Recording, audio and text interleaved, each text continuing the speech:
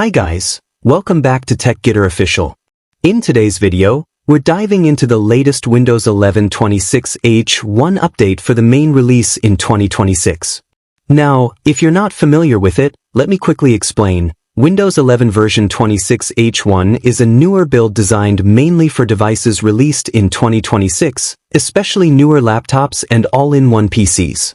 So, if you recently bought a new system this year, there's a good chance you're already running this version, or you'll be getting it very soon.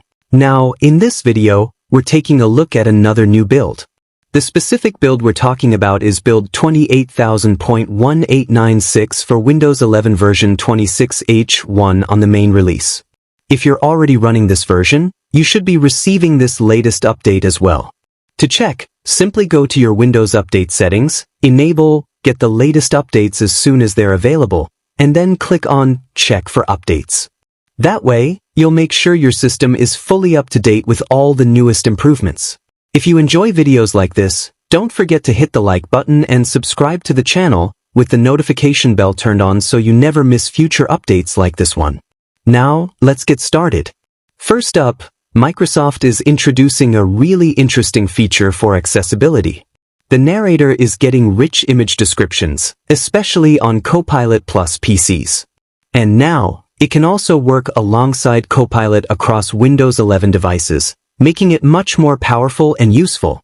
You can access these features using keyboard shortcuts like Narrator key plus Control plus D and Narrator key plus Control plus S.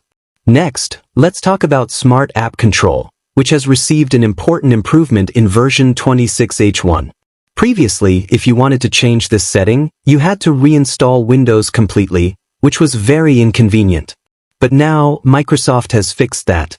You can simply open Windows Security, go to App and Browser Control, then Smart App Control Settings, and from there, you can easily turn it on or off without reinstalling your system. We also have some updates related to account settings, which further improve control and flexibility within the system. For example, Microsoft 365 family subscribers can now upgrade or switch to a different plan directly from the Settings app. Just go to Settings Accounts, and you'll find the option available there. Now, if you don't like seeing upgrade suggestions or recommendations, there's good news. You can easily turn them off.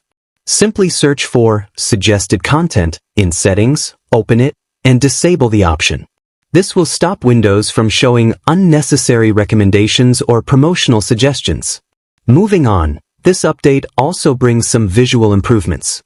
Microsoft has refined the design of certain dialog boxes, especially under Settings, Accounts, Other Users. If you manage multiple users on your PC, you'll notice that these dialogs now look more modern, fully aligned with Windows 11's design language, and they also support dark mode properly. And there are still more changes and fixes coming up.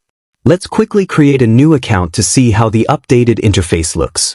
Click on I don't have this person's sign-in information to create a local account without using a Microsoft account. Then, simply enter a name and continue. As you go through the process, you'll notice that some of these dialogues still look similar to previous versions of Windows 11. However, when you change the account type, you'll start to see the new updated dialog designs, especially for input-related settings. On top of that, there's a new device card on the Settings homepage.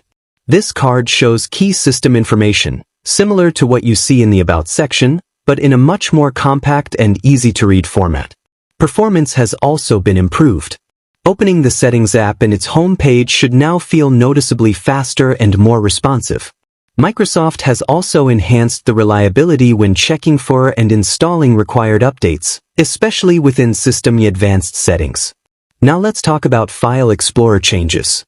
You can now more reliably unblock files downloaded from the internet, making it easier to preview and use them directly inside File Explorer without issues. And here's a quick productivity tip. You can press Windows key plus H to activate voice typing, which is now smoother and more reliable in this update.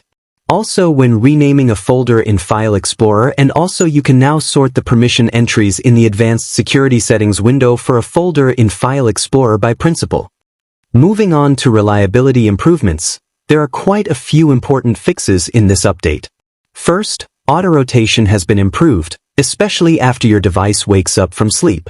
It should now respond more consistently without glitches. Next, HDR performance has also been refined.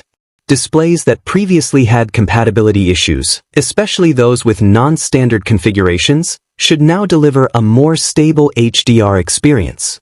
We also have some smaller but useful improvements. For example, printing and scanner support has been updated, with better compatibility for older systems like Windows 10 and Windows Server environments. For voice access, there's a noticeable improvement in how numbers are detected and entered when using voice commands in English, making dictation more accurate. There are also fixes related to the Start menu. If you're using group policies to apply a custom layout, this update improves how those settings are applied, especially when desktop app links are involved. For remote desktop users, PowerShell commands related to session configuration now better recognize display settings, improving overall usability. And finally, a useful fix. The sfc/scannow command has been corrected, so it no longer shows unnecessary or confusing error messages during scans. Overall, this update focuses heavily on stability, reliability, and smoother system behavior across multiple areas. It should now work properly without showing unnecessary errors, making it much easier to scan and repair corrupted system files in Windows 11. There's also an improvement related to Windows Hello. Fingerprint recognition reliability has been enhanced on certain devices, making sign-ins faster and more consistent. For enterprise environments, Microsoft has addressed an issue with Active Directory.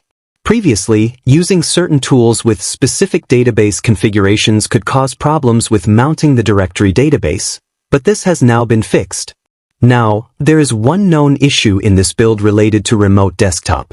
In some cases, the connection security warning dialog may appear incorrectly if you're using multiple monitors with different scaling settings. To fix this, simply go to your display settings and set the same scaling across all monitors. That should resolve the issue. As with every major update, Microsoft has also updated the servicing stack, which improves the reliability of installing future Windows updates smoothly. If this video helped you stay updated with the latest Windows changes, then make sure to hit the like button because it really helps the channel reach more tech users like you. And if you're new here, subscribe to the channel and turn on all notifications so you never miss upcoming videos about Windows updates, hidden features, tech news, AI tools, fixes, tutorials, and upcoming Microsoft changes. Thanks again for watching, thanks for your support, and I'll see you in the next video.